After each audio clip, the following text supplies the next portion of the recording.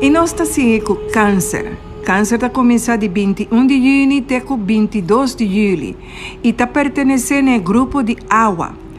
Color para câncer está ouro.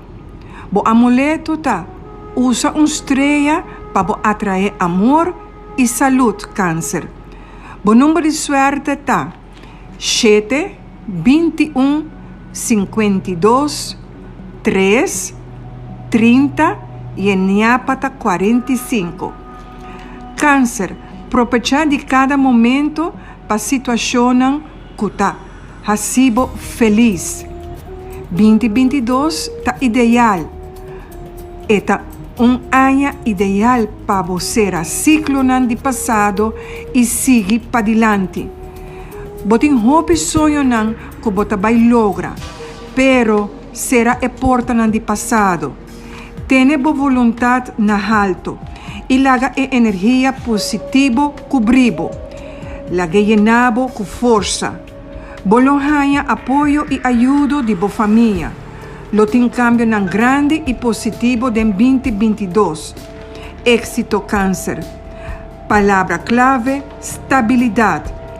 De boa saúde, bolo mestre cuida boa saúde. Esnancuta sofre de um sorto de alergia, lo molestie e hope e anha aqui.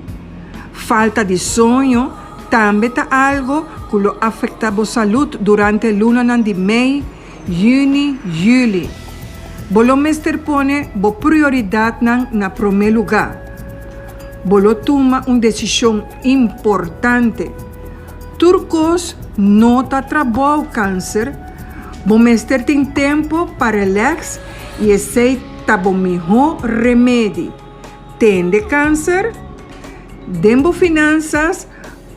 Lota ano com hope cambio e hope revelação. Sigue adiante com confiança. Bota forte, bota logra. Medita arriba e passo não com lo botuma. Não toma nada suave. Bolo logra bo sonho não tão angelá. Bo palavra para bota perseverança, tá bo virtude. Den amor, bolo sente maneira bo mestre escorre que realmente tá mais importante para bo. Corda, tem viaja, fantasia tapar-se hope real, pero de fundo não está unicamente fantasia. Bolo luta para lograr, pero também tem estabilidade e harmonia. Sonha meta tá bom, pero não tur hora sonho tá vira realidade. Recomendação câncer. E ano novo aqui busca bo caminho com boa prioridade. Usa boa sabedoria e bom talento e não laga bo ego dominado. Assim só bolo tem êxito. Ritual. Dia 12 da noite, abre porta de bocas e pensa tudo lo que bo quer para chegar de vida. Pede de coração e laga bom energia dentro.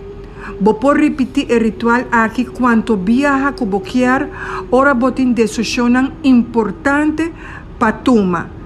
Assim com fé, câncer,